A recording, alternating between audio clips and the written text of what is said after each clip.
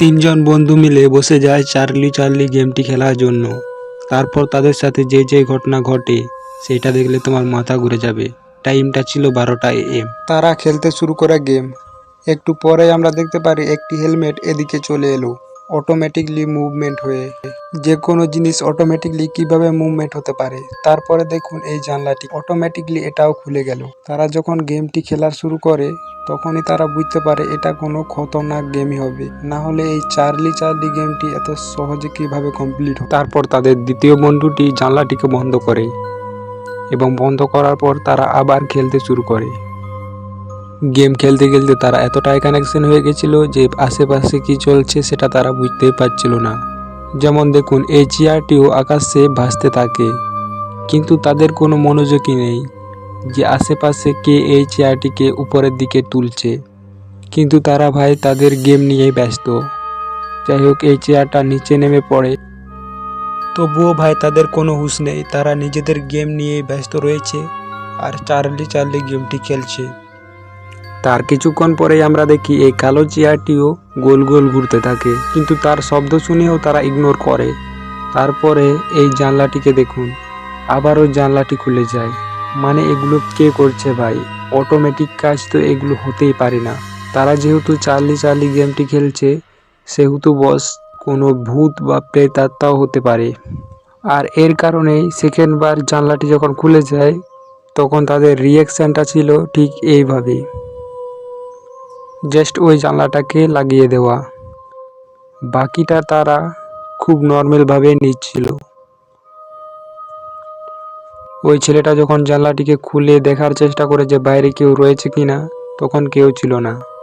তারপর সে ভাবে যে কোনো টেকনিক্যাল ইস্যুর কারণে কিংবা বাতাসের কারণে জানলাটি খুলে গেছে হয়তো।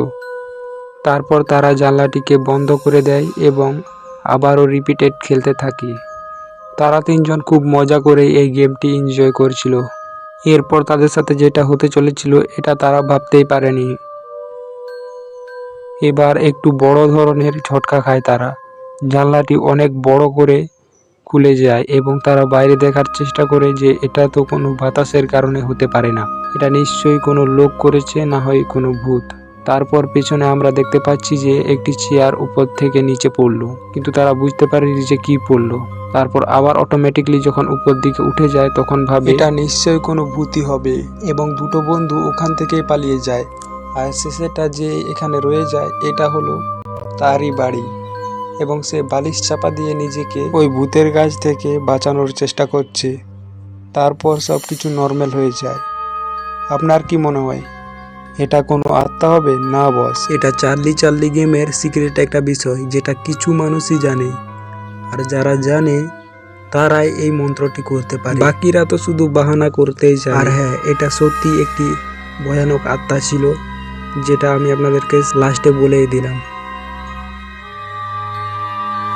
এই ভিডিওটা যে রেকর্ড করেছে তার নাম হলো অ্যালেক্স নামের একটি ছেলে। তিনি একটি রাতে ঘুমাচ্ছিলেন তার বাড়িতে। স্টোর রুম থেকে তিনি কিছু জিনিসের আওয়াজ শুনতে পান। তারপর থেকে সে অনেকটাই ভয় পেয়েছিল। সে ভয়ে ভয়ে স্টোর রুমের দিকে চলে যায় এবং সেখানের দরজাটা ওপেন করে, এবং তারপরে যে তার সাথে হয় সেটা আপনি বিশ্বাসই করতে পারবেন না। আপনি বরং ভিডিওটি দেখুন। I just heard knocking from the closet.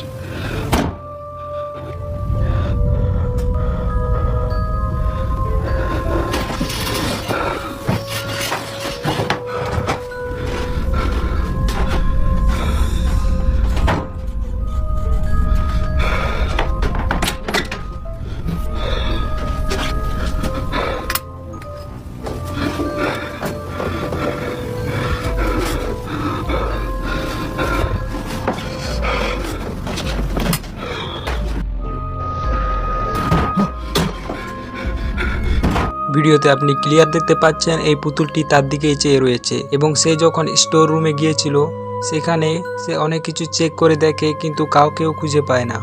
একটি দরজা থাকার কারণে সেখানে কে বা ঢুকতে পারে। তারপর সে যখন বাইরের দিকে বেরোয় তখন দেখতে পায় পুতুলটি তার দিকে চেয়ে রয়েছে, কিন্তু সে যখন স্টোর রুমে ঢুকছিল তখন পুতুলটি তার দিকেই চেয়েছিল। এটা আপনারা সবাই দেখেছেন। তারপর ছেলেটি কি বলে যে আমার বাদে আরও একজন এই রুমে থাকে, কিন্তু কে থাকে সেটা সে জানে না এবং সে তাকে দেখতেও পায়নি।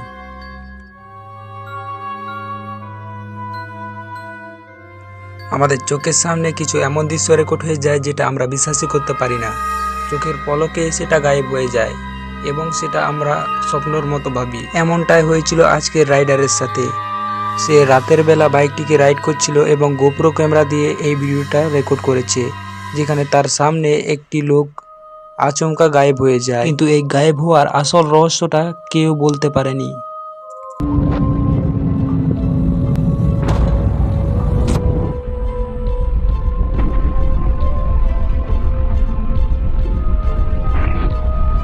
এবার একটি লোক বাতাসের মতো কিভাবে গায়েব হয়ে যেতে পারে? এটা নিশ্চয়ই কোনো সনিকের মতো পাওয়ার সিস্টেম ভূত হতে পারে। তো সে যাই হোক, আজকের ভিডিওটা এতটুকুই। দেখা হচ্ছে পরের ভিডিওতে।